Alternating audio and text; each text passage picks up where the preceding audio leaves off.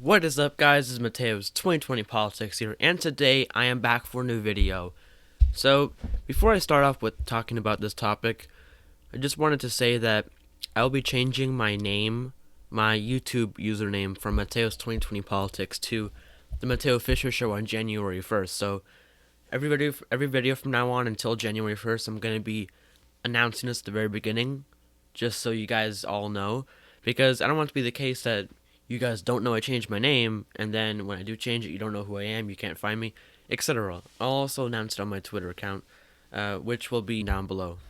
So, in case you didn't know, a few days ago, Bill Barr officially, what a strange name, he resigned from his position as Attorney General, and he's been recently, taking down Trump. He's been criticizing him and everything and saying, no, the election was legitimate.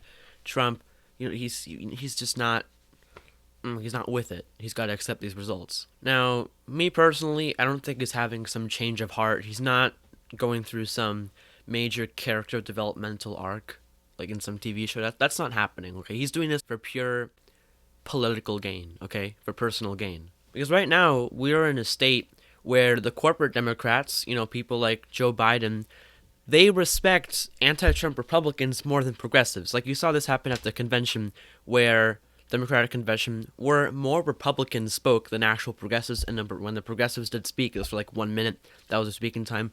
And then in Joe Biden's cabinet, despite the fact that 72% of Americans want Medicare for all, none of his cabinet figures want Medicare for all. Zero. Right? So already the whole, I'm choosing some centrists to lead my cabinet so we can represent the American people, that's just false. That's been debunked already. So, we see how, with the example of Joe Biden's cabinet, he respects, anti-Trump Republicans more than actual progressives, which is really messed up. So, guys, this is the life of a progressive. You're constantly being mistreated in politics, thrown aside, being smeared against, and being covered unfairly by the news media. This is what it's like to be a progressive every day, and it's really messed up. So yeah, nevertheless, Bill Barr is seeing this. He's seeing, oh wait, so if John Kasich is possibly going to be in Biden's cabinet, if Joe Biden respects John Kasich, I'm noticing something here. Maybe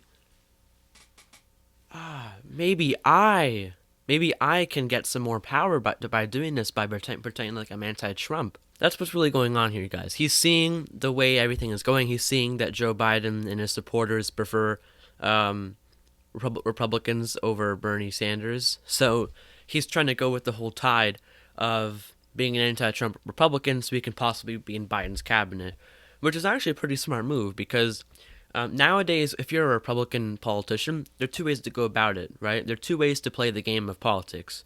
So, number one is, okay, so Donald Trump is popular among my party. He has a 90% approval rating. So maybe I should support him so my party likes me, and I can win in my red district or whatever.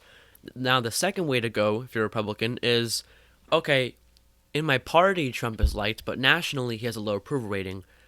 And so maybe I should try to be anti-Trump so I'm able to reach across the aisle. There's two ways to go about it. And right now he's trying to go about it by the second way. He's trying to be anti-Trump so he can appeal to Democrats. He's not having some change of heart, okay, guys? He's just doing this for personal gain, I promise you. I mean, there's no way someone can be so pro-Trump, be just diehard hardcore, be a Trump supporter all the way, and then out of nowhere just say, oh, this guy is a loser. Pfft, you should get out of my face. I'm leaving this place. Bye. That doesn't happen. That just doesn't happen.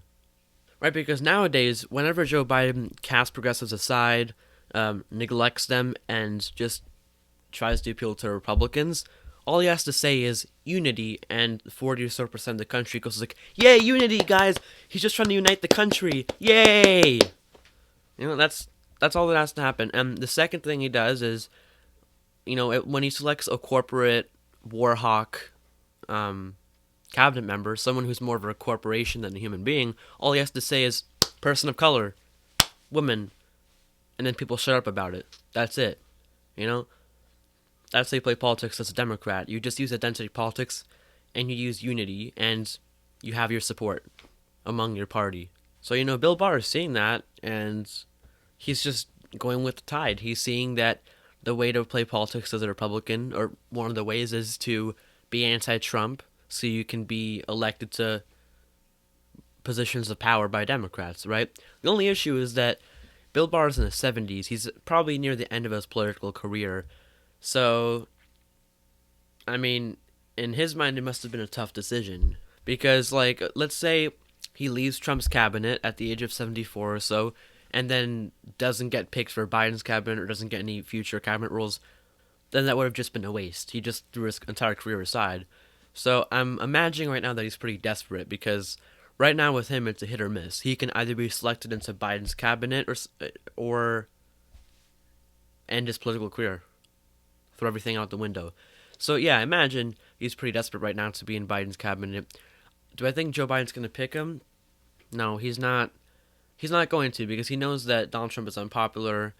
He knows that his supporters dislike Trump, so he's not going to pick him. So Biden's going to pick someone who is okay with massacring thousands of innocent civilians and children in Iraq, but not someone who's okay with Trump. That's the reality. It's just pure partisanship, and that's just a really superficial view of our current state of politics. It's just, okay, if you're anti-Trump, you're cool. Okay. You know what I care about? I don't care about if you're anti-Trump. I care about if you are anti-war crimes, if you are against war crimes, if you are against our current corrupt corporate capitalist system that lets the 1% thrive and then the bottom 99% suffer. I care about whether someone is in favor of helping the American people, not if they're against Trump or not. But clearly 45% or so of the country doesn't. So yeah, those are my thoughts on the current situation of Bill Barr leaving Donald Trump's cabinet. So, just letting you know, on Christmas Day, I will most likely not upload.